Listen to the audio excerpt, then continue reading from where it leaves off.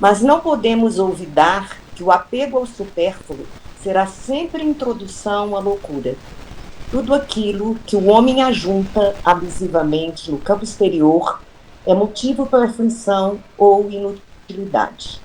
Patrimônios físicos sem proveito, isca de sombra traindo inveja e discórdia. Alimentos guardados, valores a caminho da podridão.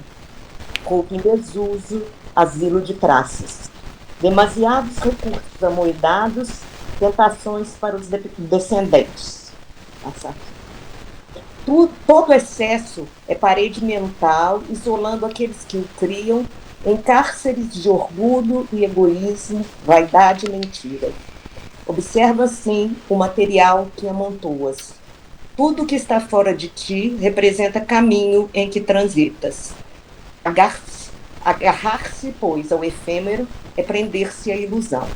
Mas todos os bens espirituais que ajuntares em ti mesmo, como seja virtude e educação, constituem valores inalienáveis, a brilharem contigo aqui ou alhures, em sublimação para a vida eterna. Então vamos orar, vamos elevar os nossos pensamentos, nos conectar a Jesus, a Maria, a Paulo de Tarso, agradecer mais uma vez por mais uma quarta-feira de estudos, que todo o nosso novo trabalho penetre em nossa mente e nosso espírito e que possamos trazer tudo o que for aprendido para a prática da nossa vida cotidiana. Que saibamos nos comedir com os excessos da vida material conforme a mensagem, agindo sempre com equilíbrio e retidão. Que assim seja. Assim seja. Muito bem, gente.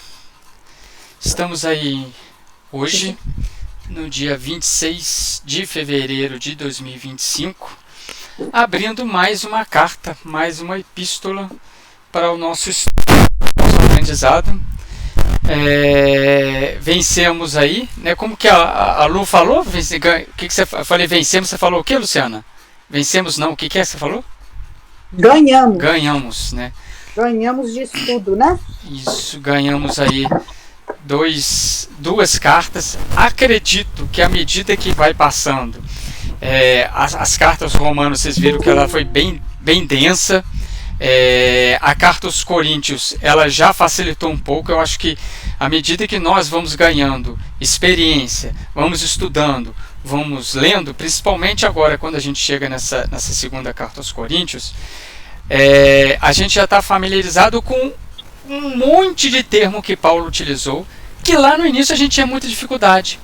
Graça, carne, salvação, que mais aí que a gente viu lá? Ressurreição. Oi?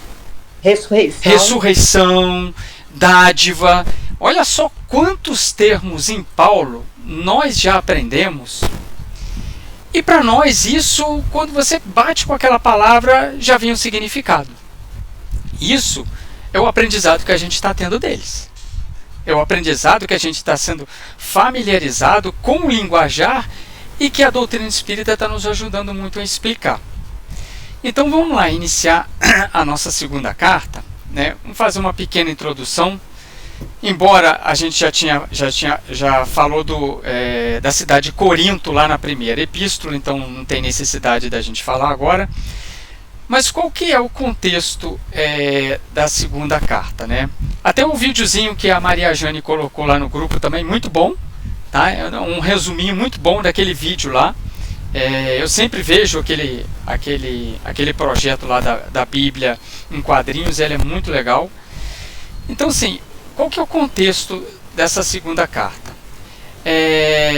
Ela, de algum modo, ela é uma obra doutrinária e não é uma obra doutrinária. Por quê?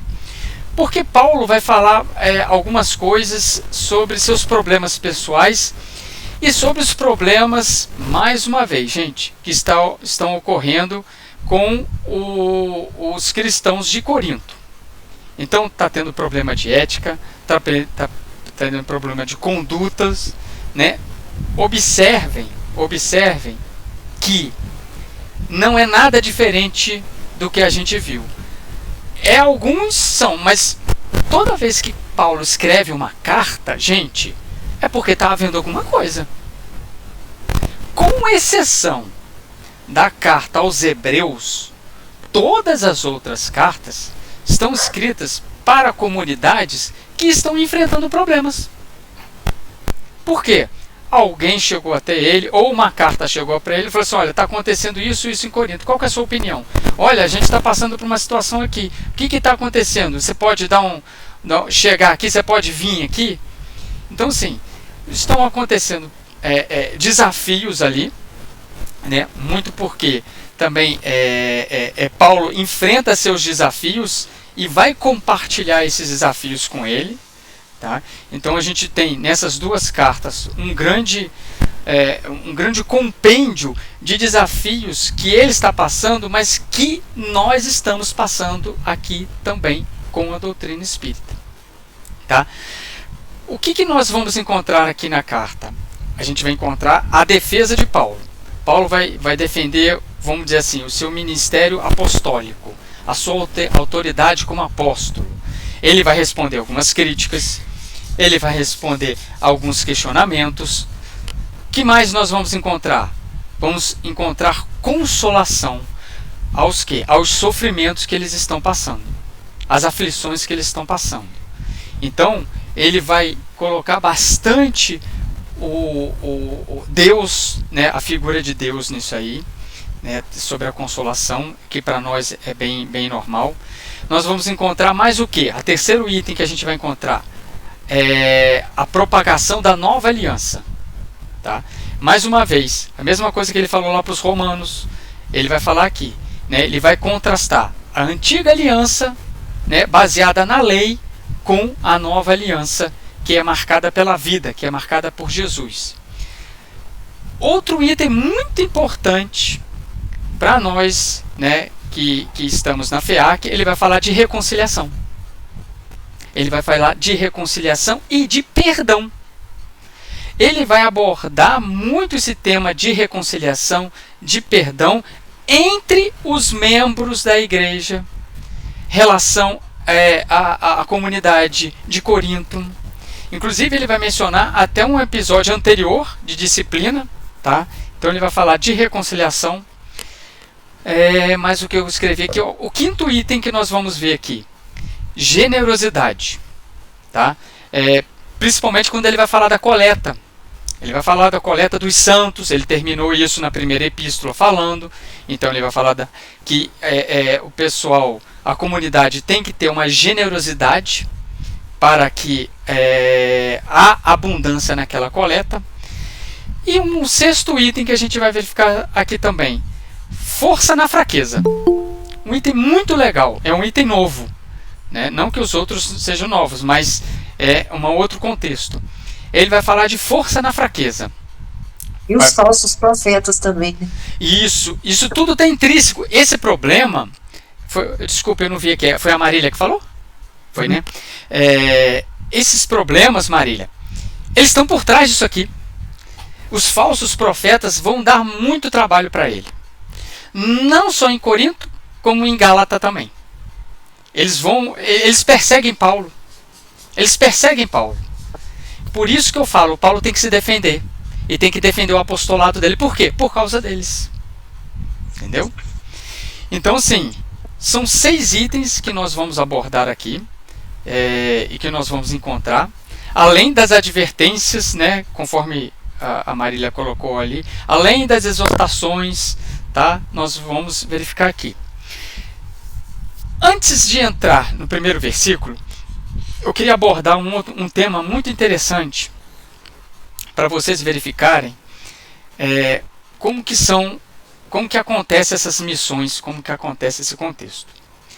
Em Lucas, capítulo 14, versículo 15 a 24, vou repetir se alguém quiser anotar. Capítulo 14, versículos 15 a 24. Existe uma parábola chamada a parábola do grande banquete. Rapidamente eu vou pronunciar a parábola aqui, né? Jesus começa falando: certo homem deu uma grande ceia, convidou a muitos.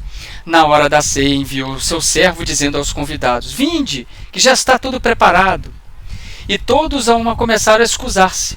O primeiro disse: comprei um campo, e é necessário que eu vá, rogo-te que me excuses. O outro disse: comprei 5 juntas de boi, e vou experimentá-las. O outro falou que casou, né? E o servo voltou. Fez o senhor saber dessas coisas. Então o senhor, irado, pai de família, disse ao seu servo: sai depressa pelas praças e ruas da cidade e traz aqui todos os pobres, todos os aleijados, todos os mancos, todos os cegos.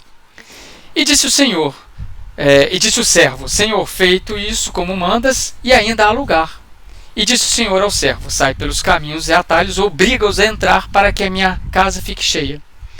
E ele finaliza essa parábola falando assim: pois vos digo que nenhum daqueles homens que foram convidados provará minha ceia. Gente, essa parábola ela é uma parábola messiânica. Ela é uma parábola chamada de banquete messiânico. Tá? Por que eu estou mencionando essa parábola aqui? E aonde eu vou chegar em Paulo? Esse banquete messiânico, ele começou 700 anos antes de Cristo. Aonde que ele começou? Isaías teve um sonho, e para quem quiser anotar, é Isaías 25, capítulo 25, versículos 6 a 9. Eu até planilhei aqui, são poucos versículos, eu planilhei aqui. Isaías teve um sonho. Repete, por favor, Cid. 25, 6 a 9. Tá? Obrigada. Isaías, em Isaías está o seguinte: e naquele dia o Senhor dos Exércitos fará em todo este monte um banquete para todos os povos, um banquete de vinhos envelhecidos, de prato suculento, de vinhos finos, bem filtrados. Destruirá neste monte a capa que envolve todos os povos e o véu que está sobre todas as nações. Gente, repare no conteúdo espiritual de Isaías. Aniquilará a morte para sempre. Isso ele está falando do banquete que vai ocorrer. E o Senhor Deus enxugará as lágrimas de todos os rostos e tirará o opróbrio. O que é o opróbrio? É grande desonra, vergonha, vexame. Tirará o opróbrio do seu povo de sobre toda a terra, porque o Senhor o disse.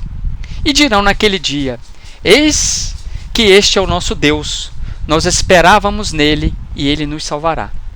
Este é o Senhor, nós esperávamos nele, alegremo-nos e exultemos a sua salvação. Olha só, gente, 700 anos antes de Jesus, Isaías teve uma premonição mediúnica, uma premonição de um grande banquete onde o Messias iria dar. Isaías sonha com esse banquete, e entre esses convidados, não sei se vocês repararam no início, estão todas as pessoas. O que significa um banquete para todos os povos? Todas as nações estão nesse banquete. As nações gentias e as nações judias. Todos os povos estão nesse banquete. Todos. E olha como que Jesus falou desse banquete lá. Sai e convida a todos, porque aqueles que eu convidei negligenciaram. Então, meu servo, sai e convida a todos. Olha as nações gentias chegando. Observa que como Jesus mencionou o sonho de Isaías nessa parábola. Então, o sonho de Isaías se realiza. Todas as nações estão sendo convidadas, foram convidadas e continuam sendo convidadas para esse grande banquete. O Messias veio dar esse grande banquete. E repare o que ele falou: a morte morreu. Nesse banquete a morte vai morrer. Por quê? Porque ele traz a ressurreição. Ele traz a vida. Ele ainda fala: as lágrimas são enxugadas. Por quê? Porque ele trouxe a consolação. E onde que eu quero chegar, gente? O que eu quero mostrar para vocês é que Paulo tem a sua missão. E ele está dentro de uma missão muito maior. Ele está numa missão muito maior que começou lá atrás. Em Abraão, em Isaías. Por quê? ele, Paulo, está convidando todas as nações. Paulo está convidando todos os gentios. Ele está nessa missão dele, que é uma missão muito maior. Né? Porque ele... É como se o Paulo entregasse o convite, né? Assim, responda, por favor. Joel, eu não sei nem se ele entrega o convite. Eu não sei. Assim, o que eu penso, não é que a sua ideia está errada, não. Eu penso assim, Jesus lançou o convite. Sim. Mas, né, como diz na parábola, uns recusaram. Paulo está entregando aqui, ó. Exatamente. O Paulo é aquele servo que entregou para os judeus, mas os judeus não negligenciaram, e agora ele saiu para convidar todo mundo que está lá fora. Os estrupiados, os pobres, os aflitos. Então, o Paulo está convidando todos para esse banquete mediúnico, esse banquete messiânico. Por isso que ele vai falar com Corinto, com os romanos, com os gregos, vai na Frígia, vai na Espanha, vai em Listra, vai em Troade. Vocês observam que esse banquete, qual todos nós aqui estamos convidados, estamos ceando, é algo que nós não temos nem ideia de um plano muito maior para a gente. Eu quero dar o início à carta dos Coríntios, porque ela muito nos toca, porque a gente está dentro de um planejamento divino, assim como Paulo está, e que nós não temos nem noção. A gente não tem nem noção do quanto que esses estudos, de quanto esse conhecimento amanhã, depois da manhã, no mês que vem, ano que vem, ou em outras existências, ele vai aflorar. Então aqui a gente está palmilhando grão por grão, assim como Paulo fez lá em cada sociedade, em cada carta, em cada ditado, da paciência, levando a consolação. Então assim, nós estamos nesse banquete. Lá atrás, a gente pode ter negligenciado, mas hoje o servo saiu de novo. Vamos colocar a doutrina espírita a nos convidar a reentrar na casa do Senhor e a oferecer e a comer dessa comida e beber dessa água viva. Né? Ele falou, a morte morreu, os aflitos vão ser consolados, então nós estamos dentro desse grande banquete, que são as nações gentias, são todas as outras religiões, e nós estamos convidados. Então, assim, é uma satisfação muito grande estar no grupo aqui com vocês e estar ao lado de vocês aqui, né? Na minha tela aqui ao lado, cada um, né? Trocando ideia com o outro, sorvendo desse grande banquete que Isaías pensou, sonhou, Jesus convidou e Paulo está fazendo junto com a doutrina espírita, reentrando dentro da casa do Senhor. Então eu só quero colocar meu coração aqui, que é uma honra, uma satisfação estar me alimentando junto com vocês aqui, tá, gente? E nós aproveitamos, Cid, nesse raciocínio e estamos fazendo agora a reconciliação desde aquele tempo. Desde aquele tempo. Né? Com esse convite.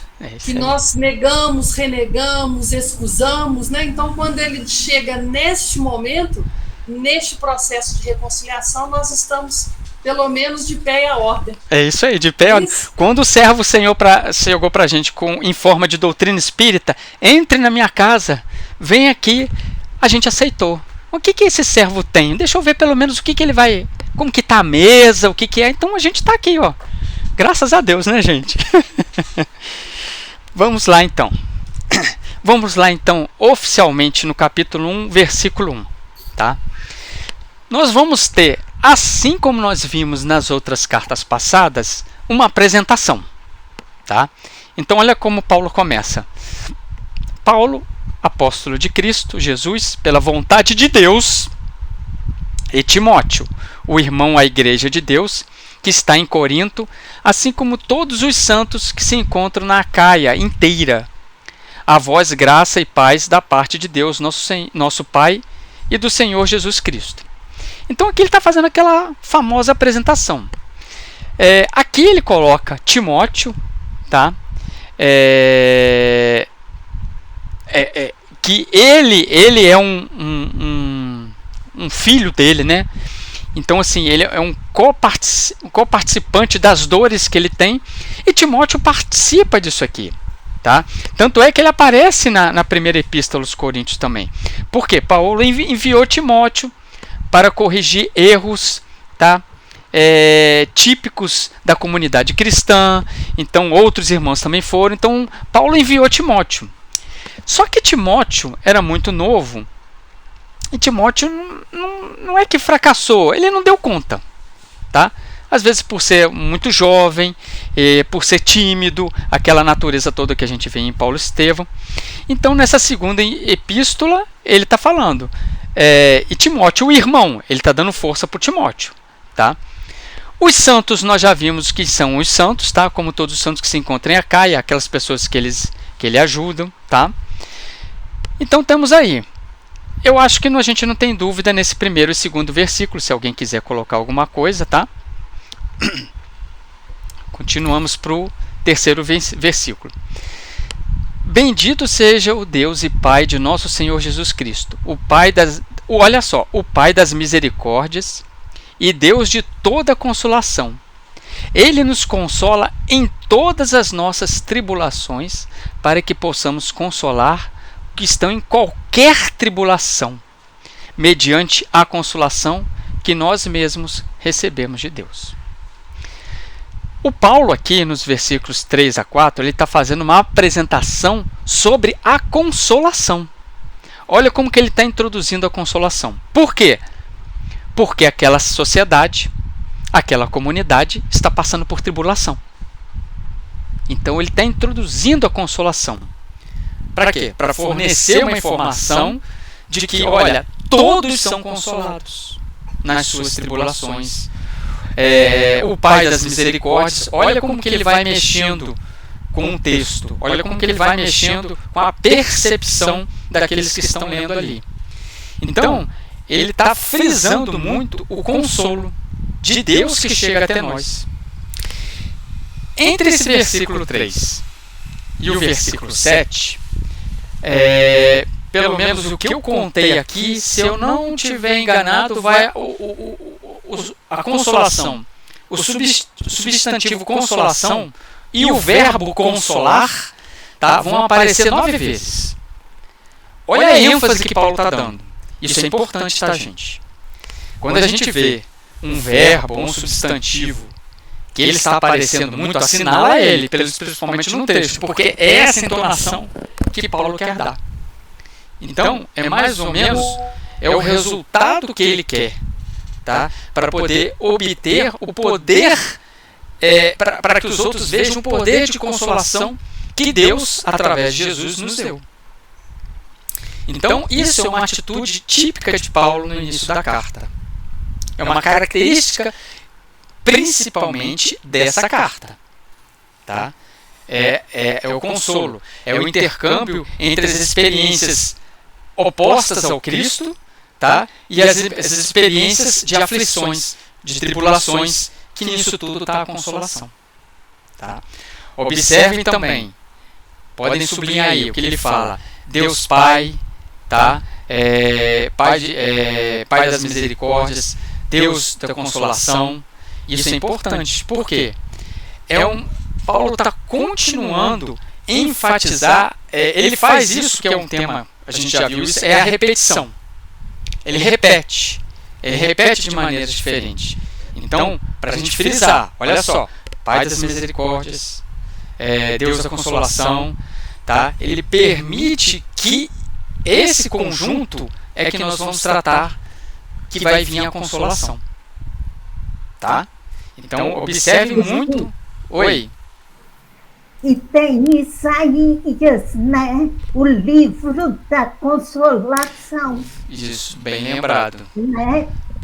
Capítulo 40. Isso, capítulo 40 é o livro da consolação. Inclusive, acho que não tem nem... tem marcado aqui na BJ, não, né? Acho que não tem, não. Não tem. Não tem, mas anota aí.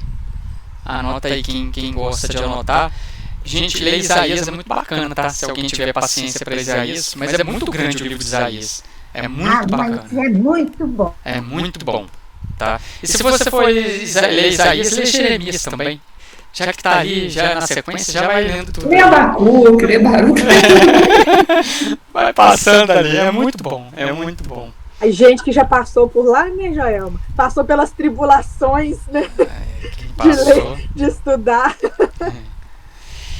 E o versículo 4 aqui, cadê? Eu me perdi aqui. Tá aqui. O versículo 4, o que ele está falando?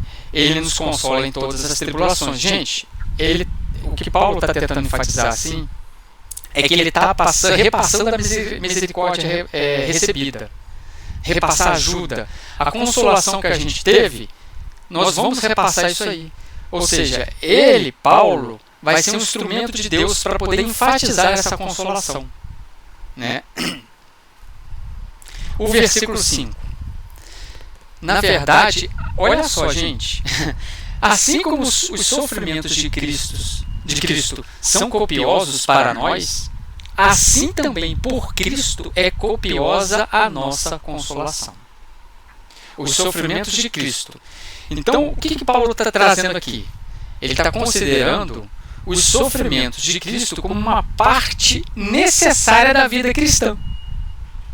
Ou seja, né, se Jesus falou, né, fazer isso com a árvore verde, o que acontecerá com a árvore seca?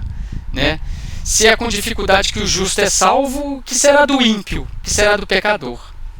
Então ele traz o Cristo, ele traz o sofrimento.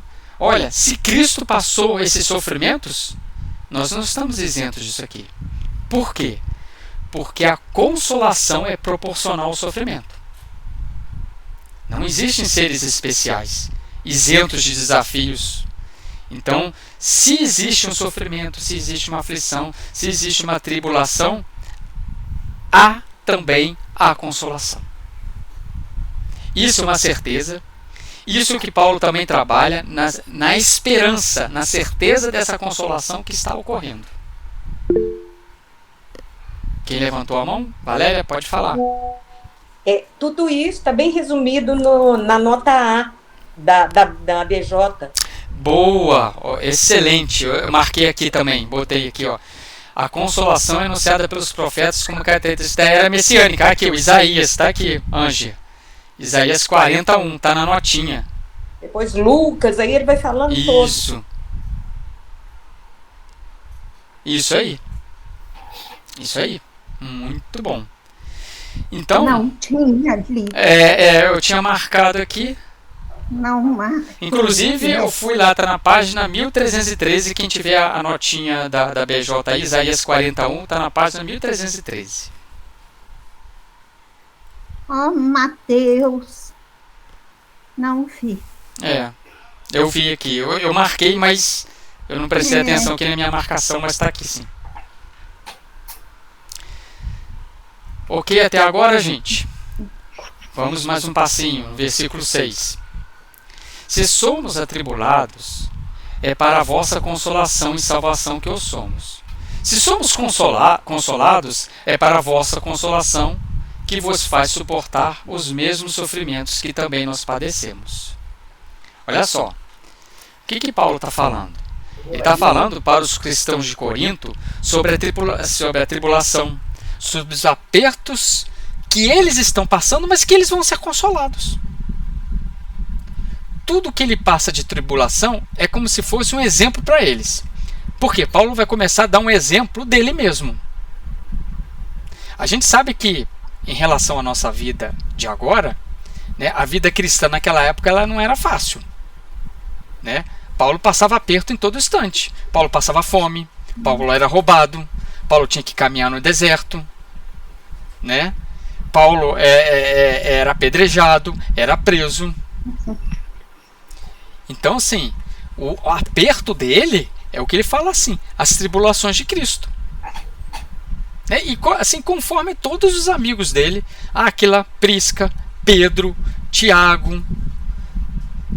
O que isso significa, gente, essa tribulação? Significa que todos eram postos à fidelidade de Cristo. Se lembra do primeiro capítulo dos Romanos, o primeiro versículo? O justo vai viver pela fé. Entendeu? Então assim, Jesus falou: vá que eu vou te mostrar o quanto que você tem que padecer pelo meu nome. Então, gente, essas tribulações é a nossa fidelidade. E a consolação está aqui. É o programa de fidelidade. Quando, eu acho que foi em Roma, onde... Não, acho que foi em Éfeso. Agora eu tô confundindo se foi em Éfeso ou foi em Roma. Que um grupo de pessoas chega na tenda de Áquila e Prisca e destrói tudo. Acaba com o sustento deles. O casal, né, reúne aquilo que sobrou ali e fala assim: não, agora eu acho que foi em Éfeso e eles iam para Roma. Alguma coisa assim. Eles simplesmente não se queixaram, não brigaram, não se vingaram. Sabia que aquele momento não era muito propício para eles, eles arrumaram as trouxinhas dele e foram para lá. Imagina você ser deposto do seu sustento, da sua casa, e mesmo assim você continuar. Isso é fidelidade, gente. Isso é acreditar. Isso é ter força. E aí, quando nós fazemos esse movimento, a consolação está com a gente. Eu lembro, Sidney, aqui o depoimento, a vivência que é o exemplo do Chico Xavier. Quantas tribulações. Aliás, somente tribulações. Somente. Né? E as consolações à medida que ele foi vivendo. O Divaldo, o Jerônimo, que é o gigante deitado, né? Então, essas criaturas que estão acertando e que acertaram, foi necessária essa dor para exemplificar, inclusive, para nós. Né? Para nós. Olha. Afinal de contas, nós somos deuses. Quer dizer, se nós precisamos deixar brilhar a nossa luz, nós temos possibilidade de passar pelo sofrimento porque temos a solução. É a fé. Né? Uhum. Então, precisamos ser fiéis a esse programa. É muito interessante o raciocínio que você está trazendo aí. Porque, Márcia, essa fidelidade, agora olha só como que com Paulo ele abre um outro contexto, e eu aprendi isso com ele. A consolação que ele está falando aqui não é uma consolação, coitadinho, tadinho, poxa, nossa, mas foi isso mesmo. A consolação que Paulo fala aqui é uma consolação que ela vem com encorajamento. Não é uma consolação de você ficar parado, vem cá, senta aqui no meu colinho, eu vou te dar um colinho, vem aqui. Não, é uma consolação de encorajamento. Ela inclui isso. Ela está na tristeza, ela vem na provação, mas ela te dá coragem. É isso que é a fidelidade. Para onde você vai agora, Sidney, que aconteceu isso? Como que você vai agir? Você vai ter que trazer isso lá do fundo. Você tem que trazer isso do coração. Coragem. Esse é o consolo. Por quê? Você vai olhar para Cristo, e esses exemplos que a Márcia deu, né? Até o Divaldo está passando por um câncer agora, né? Com 90 e poucos anos. Nossa, né? Jesus abençoe, né? A gente está vendo o Papa Francisco aí também, o sofrimento dele, todo mundo orando por ele aí, né? Nossa, né? Ainda essa semana a gente conversava do Papa Francisco aqui em casa. E então, assim, são pessoas essas que a gente olha assim, nossa, ele está passando por isso e ele buscou aquela força e está vencendo. É um exemplo para nós. Por quê? Porque a consolação, ela vem com encorajamento. A consolação não é uma consolação passiva. A consolação é uma consolação ativa. É a consolação que Paulo nos mostra. Na visão espírita, esse consolo se manifesta através da compreensão das provas e das expiações que a gente passa. E a gente percebe isso como uma oportunidade de crescimento espiritual. Exatamente. E está lá no Evangelho segundo o Espiritismo, que é a resignação dinâmica. É a resignação do coração, que vem da compreensão. E que vem do que nós estamos estudando, e que vem daquilo que nós estamos sabendo. Né? Não que um tem que deixar de ajudar o outro, muito pelo contrário. É aquela fala do Haroldo, né? Que ele falou numa palestra, e essa palestra ficou marcada para mim. não existe anjo de vidro. Só existe anjo de adamantio. Para se chegar, né? Forjado, né? Exatamente, para se chegar nas esferas, né, mais altas, que as que nós pretendemos alcançar um dia, é essa forja aqui da vida, do sofrimento, né, da certeza do consolo do Cristo, para nos fortalecer e encorajar nas batalhas, porque só as batalhas que nos põem à prova e nos fortalecem. Através do entendimento, né, do evangelho dele, né? Isso aí. E a gente entender que todos esses sofrimentos, eles não são arbitrários. Deus não impõe os sofrimentos a gente de forma arbitrária, né? São oportunidades que auxiliam esse progresso, o progresso do Espírito. Por isso que nós vamos ler lá no Evangelho, capítulo 5, causas atuais das aflições, causas anteriores das aflições. Não é esse conhecimento, gente, que nós temos e que nos ajuda nesses momentos, porque ele vai nos dar coragem, ele vai nos dar resignação. Por isso que eu aprendi com Paulo, o consolo dele é um consolo de coragem, não é um consolo de ficar, né, parado, chorando, eu vou esperar alguém que alguém vai me ajudar. Não, se mova, se movimente, faça, tem que agir.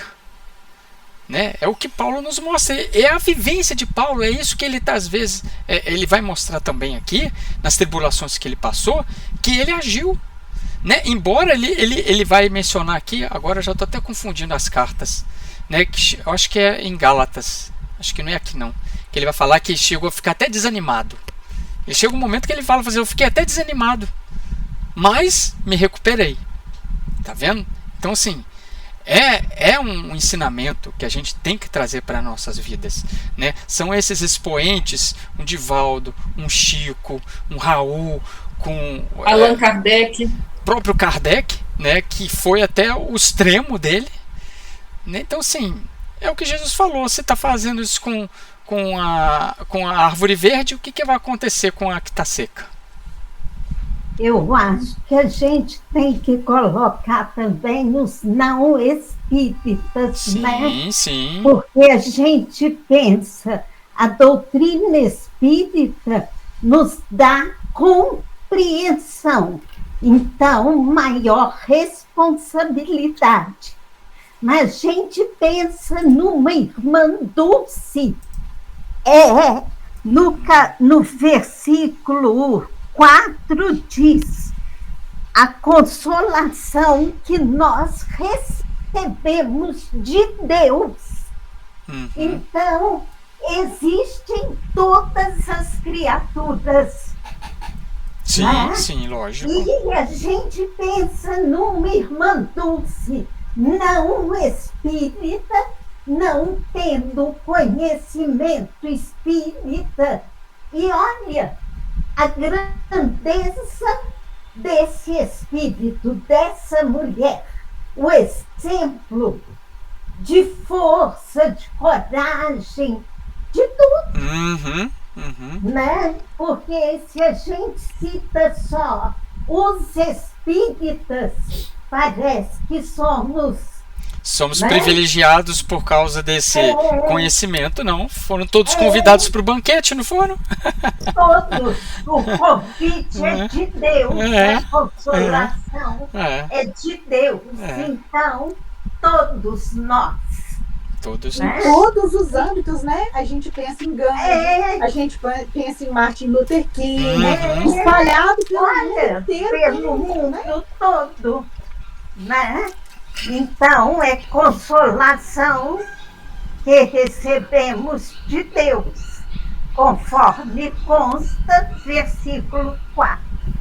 Isso aí. Continuemos. Finalizando esse bloco aqui, o versículo 7. E a nossa esperança a vosso respeito é firme. Sabemos que, compartilhando os nossos sofrimentos, compartilhareis também a nossa consolação.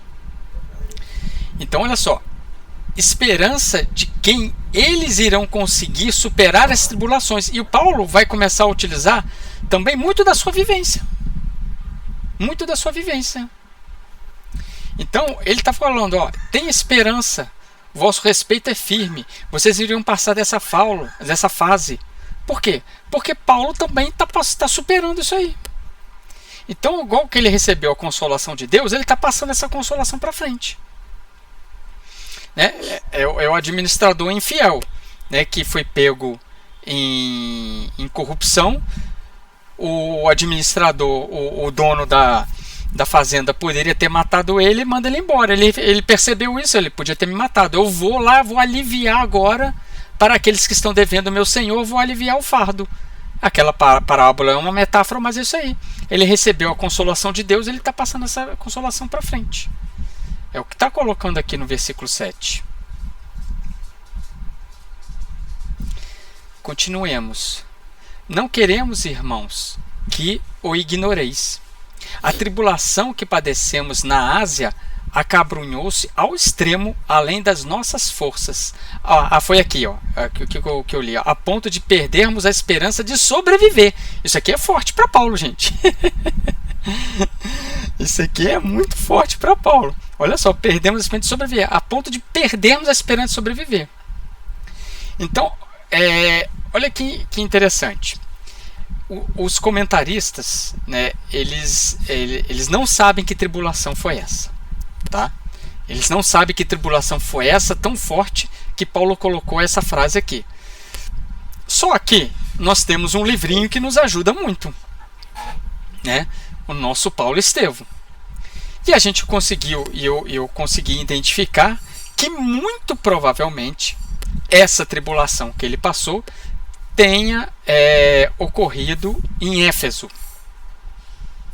Essa tribulação, ela está no capítulo 7 da segunda parte, tá? É o capítulo denominado As Epístolas, onde ele começa a escrever, tá? Mas o que acontece? Paulo estava em Éfeso e ele estava tendo muito sucesso. E o que aconteceu? Ele tinha uma divindade lá, chamava Diana ou Diana, né? Como que vocês queiram, tem as traduções lá. Então esse culto da Diana estava ficando muito embaixo, né? Ele estava ficando muito vazio, porque Paulo estava tendo muito sucesso, né? Aliás, eu tive em Éfeso, tive no templo, as ruínas que sobravam dessa Diana, e vi o esculpido lá como que era essa deusa lá. E o interessante, eu peguei um trecho aqui do Paulo Estevão, só para vocês verificarem e baterem com essa informação aqui da carta dele. Paulo Estevão está o seguinte: a cidade votava um culto especial à deusa Diana. Pequeninas estátuas e imagens fragmentárias da divindade mitológica surgiam de todos os cantos. A pregação de Paulo, entretanto, modificara as preferências do povo. Quase ninguém se interessava mais pela aquisição das imagens da deusa, ou seja, já não estava ficando lucrativo. Então, o que aconteceu? Eles mobilizaram lá uma campanha lá, o povo de Éfeso, os comerciantes lá. Então, eles acabaram infligindo contra os pregadores do Cristo. Né? A gente tem aqui, que eu peguei os nomes, Gaio, Aristarco, foram presos. Eles não conseguiram prender Paulo, porque Paulo naquele momento estava no teatro, no anfiteatro, fazendo uma pregação. Aliás, eu estive nesse anfiteatro também, muito bonito. Então, assim, eles acabaram com a vida dos cristãos lá. E aí, eu tirei mais um trechinho desse aqui do Paulo Estevão para exemplificar. Ele fala o seguinte: no dia seguinte, o generoso apóstolo dos gentios foi em companhia de João observar todos os destroços da tenda de Áquila, tudo em frangalhos, tudo acabado. E ele comenta: como tudo isso me contrista. Áquila e Prisca têm sido meus companheiros de luta desde as primeiras horas da minha conversão a Jesus. Por eles devia eu sofrer tudo, pelo muito amor que lhes devo. Assim, não julgo razoável que sofram por minha causa. Olha como Paulo faz uma empatia, né? Muito bacana. A causa é do Cristo, respondeu João. Sim, o Mestre nos consolará. Olha o termo que Emmanuel está usando aqui. O Mestre nos consolará. E depois de concertar-se longamente, murmurou: estamos em lutas incessantes na Ásia há mais de 20 anos. Agora preciso retirar-me para a Jônia, sem demora. Os golpes vieram de todos os lados. Então, eu imagino que essa tribulação que ele está passando aqui seja essa que ele está falando aqui para os coríntios, que aconteceu em Éfeso. Inclusive, se vocês pegarem ali o trecho do capítulo 7, da segunda parte, você vai ver que Paulo usa muito as palavras, o Emmanuel usa muito as palavras consolar, misericórdia, e essas são palavras que ele está usando nessa carta aqui. Então, por uma conexão que eu fiz com muito isso que Emmanuel colocou, com o que Paulo nos colocou aqui, eu acredito que seja esse episódio que fez ele desanimar muito. Tá? Acredito que seja esse episódio. Não tenho 100% de certeza, mas foi o único na obra de Paulo Estevam onde ele ficou muito triste. E que coincidiu bastante com esse a ponto de perder a esperança de sobreviver. Tá? Tanto é que ele muda o roteiro da viagem. Ele queria voltar para Corinto, então ele decide: não, agora eu não vou voltar. Tá? Vai ficar mais claro aqui no versículo 12 essa rota aqui. Tá? Vamos ver. Versículo, continuamos aqui no versículo onde que a gente parou, 7, 8. A gente leu 8, leu 8, sim. Sim, versículo 9. Sim, recebêramos em nós mesmos a nossa sentença de morte, para que a nossa confiança já não se pudesse fundar em nós mesmos, mas em Deus que ressuscita dos mortos. Gente, muito forte isso aqui. Receber a sentença de morte para a nossa confiança, que ele está falando aqui, não é propriamente a sentença de morte física. Tá? A sentença de morte ele vai receber anos mais tarde. Mas o que ele está aqui? Ele está tão triste, que ele fala que essas adversidades foram como uma sentença de morte para ele.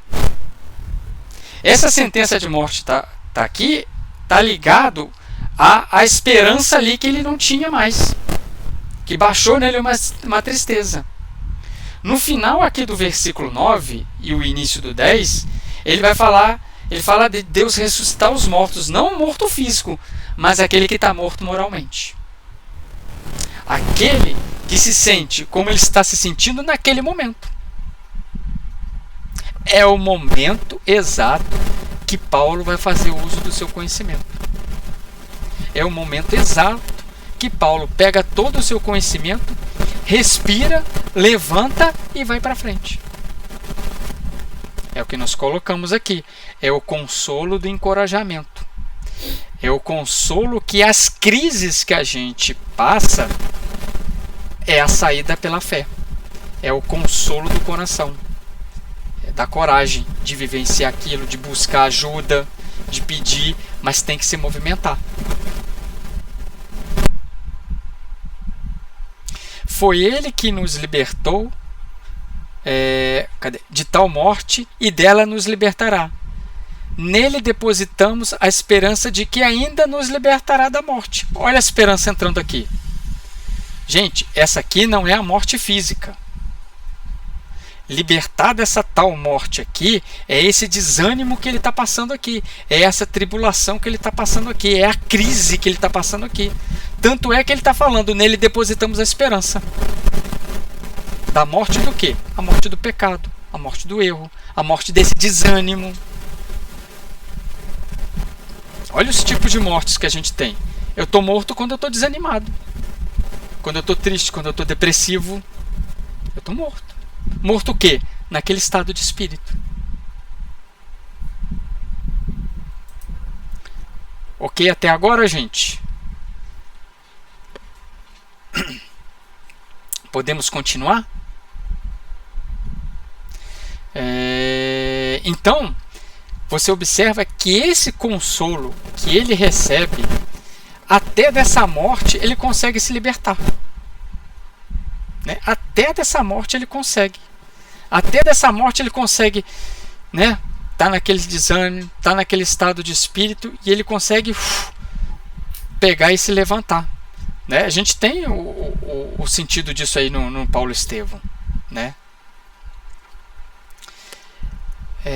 Emmanuel, a gente tem nesse versículo aqui, eu tenho uma anotação, tem, Jane? Tem no 11. No 11, então vamos entrar no 11 aqui, ó. Vós colaboreis para tanto mediante a vossa prece. Assim, a graça que obteremos pela intercessão de muitas pessoas suscitará a ação de graças e de muitos ao nosso favor. Tá? Então, ele vai enaltecer a intercessão pela prece. O que a gente sempre fala ali na FEAC? Oremos uns pelos outros. Orarmos mais. Então, Paulo já estava pedindo isso lá atrás. Vós colaboreis para tanto mediante a vossa prece, ou seja, continue orando por mim. Continue orando por todos. A gente lembra aí a questão 662 do Livro dos Espíritos, né? Pode-se com a prece atrair para si ou para outro benefícios especiais? Aí a resposta, sim, se for para o bem, pois Deus não atende pedidos injustos. Isso aí. Então a prece deles ajudam o Paulo, e o Paulo agradece por isso. Vocês viram, falando agora da prece, um depoimento recente agora, acho que foi semana passada, do Divaldo Franco, que ele quando foi noticiado que ele estava com câncer, ele falou assim: no momento que eu colocaram na internet que eu estava com câncer, eu senti a vibração das preces. Muito bonito aquilo ali. Ele fala: eu senti a vibração das preces, eu senti as orações, eu senti como... Aí o que entra aqui, gente? A consolação. O remédio ali. Pode falar, Valéria. É porque essa mensagem que a Jane leu para nós, ela é muito interessante. Vai ter uma nota aqui embaixo falando que ela foi psicografada na época da Segunda Grande Guerra. Mas se a gente lê ela é para hoje. É exatamente a questão das guerras, dos países. Interessante. Muito linda a mensagem. E muito atual, apesar de... Continua, né?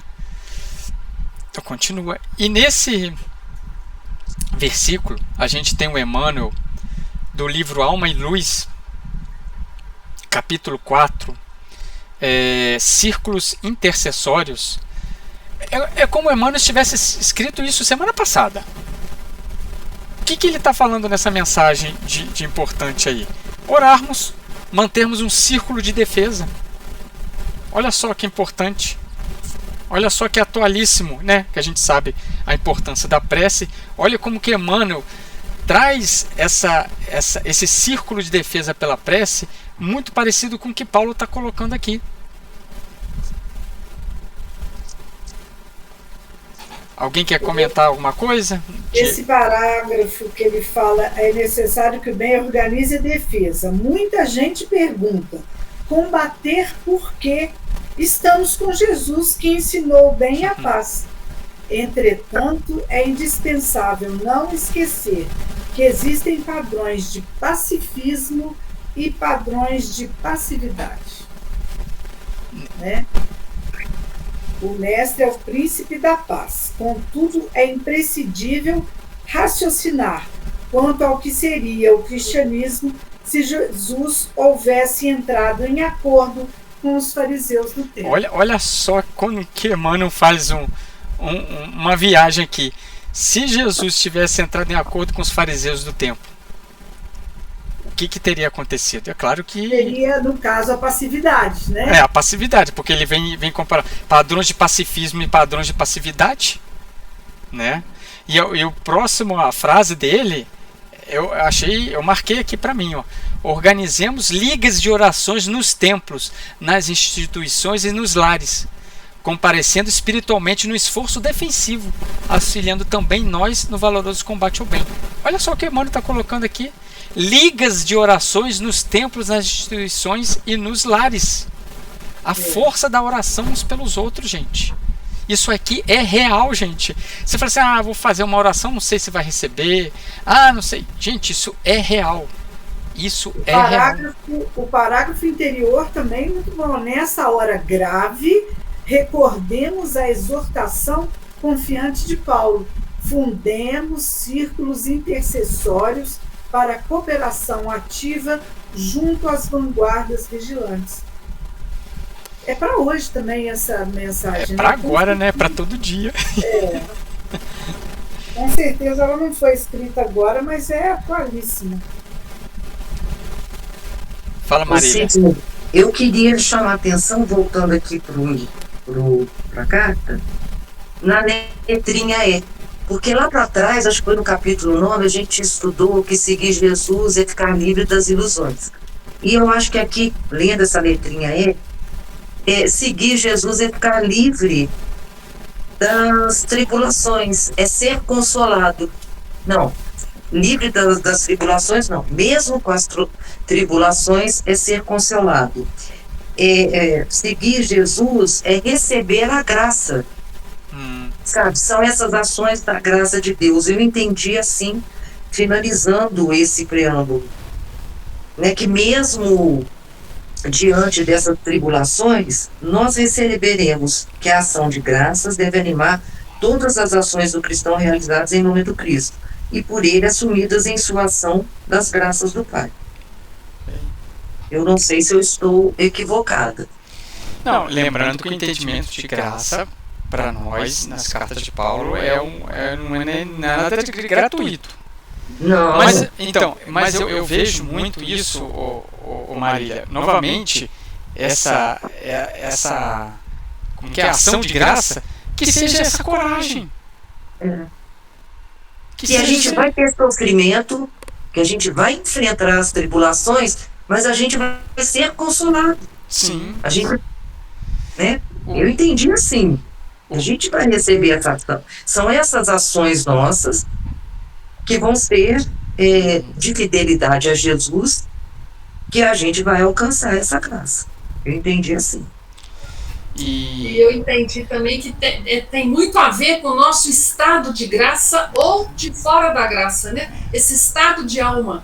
Então, ora tem uma esperança, ora tem uma desesperança. Mas as tribulações, elas estão acontecendo porque é da lei.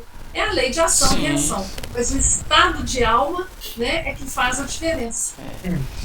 E é muito importante quando a gente trabalha muito essa parte de esperança, de consolação, porque a gente se auto-sabota muito. Se auto-sabota demais. Né? A gente não gosta de pedir ajuda, a gente não gosta de pedir prece, a gente vai e às vezes a gente tem que abrir esse coração, né, para poder entrar essa consolação. Então assim, né, os momentos estão aí, o que a gente está exemplificando, a gente está falando desde o início. Essas tribulações são da lei de causa e efeito. Então que a gente possa passar da melhor maneira possível.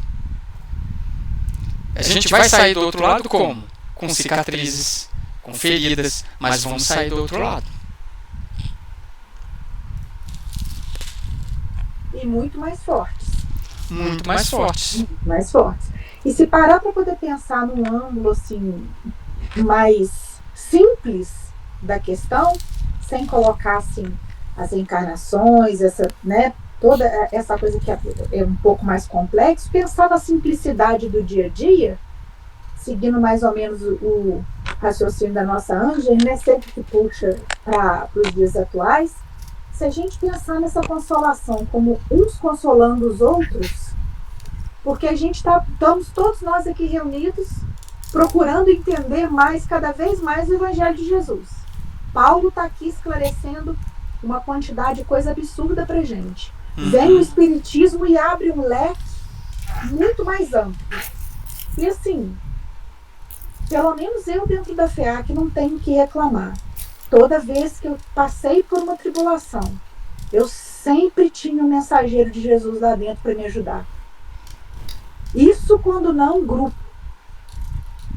Para poder estar me amparando. É confiança, né? A consolação está aí também, nessa mão que é estendida ao seu próximo a todo momento.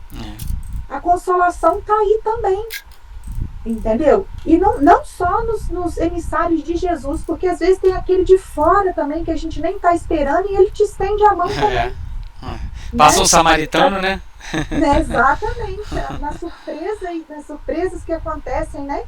Mas que chega. É só manter a fé e a confiança. É a chama que tem que ficar acesa. Gente, 8 horas agora. Ok, paramos no versículo, vamos começar o versículo 12, tá? Já para dar spoiler, o versículo 12 tem Emmanuel também. Quem quiser já pesquisar. Ok, gente. Adentramos tem dois aí. Emmanuel, né? São dois? São dois. Ah, são dois, isso, são dois. Tá aqui. Ok, tranquilo para vocês? O ritmo tá bom? A gente já pode acelerar mais um pouquinho, né? Beleza, então? Por que você quer mexer onde tá dando certo? Não tem que acelerar nada, tá tão gostoso assim, gente. Tem que acelerar, não, tá bom demais. Mas eu só perguntei, eu não tô acelerando não. Pelo menos eu acho que eu não tô acelerando, né? Pois é, tá bom demais tudo assim, devagar. Tá devagar, viu? Tá devagar. Não tá devagar não. Mentira. Ah lá, ó, a Jane falou que não tá devagar. Não é devagar não. Ah lá. Não tá correndo, mas também devagar não tá não. Vocês que tem que ir, você segura ou não segura, não entendi, volta. Tô indo. Vamos lá encerrar então? Márcia, você pode fazer a prece final pra gente, fazendo um favor? Vamos orar, né? Senhor Jesus, que alegria participarmos deste banquete. A cada dia temos a oportunidade de renovar os votos de estudo, de reforma íntima, de esperança em nós e a partir de nós. Permita, Senhor, que através da sua misericórdia, da sua compaixão, sejamos criaturas mais pacíficas e, ao estarmos em contato conosco e com o próximo, estejamos divulgando a paz, sendo instrumentos do seu amor. Para isso rogamos, dai-nos força, coragem, bom ânimo, para que nos pequenos atos, manifestando a nossa coragem e a nossa fé, estejamos mergulhados na sua misericórdia, para assim realmente sermos os obreiros da última hora. Abençoa todos desse grupo, os encarnados e os desencarnados, vinculados ao estudo destas cartas, para termos então roteiro seguro e sermos, na nossa condição ainda pequenina, imitadores desse exemplo maior que é o seu mensageiro Paulo de Tarso. Então que possamos, na noite madrugada que nos aguarda, nos reencontrarmos no processo de continuarmos estudando e treinando. Por tudo damos graças e que a sua paz esteja conosco, envolvendo o planeta Terra em luz. Graças a Deus. Assim seja. Muito bom, excelente, gente.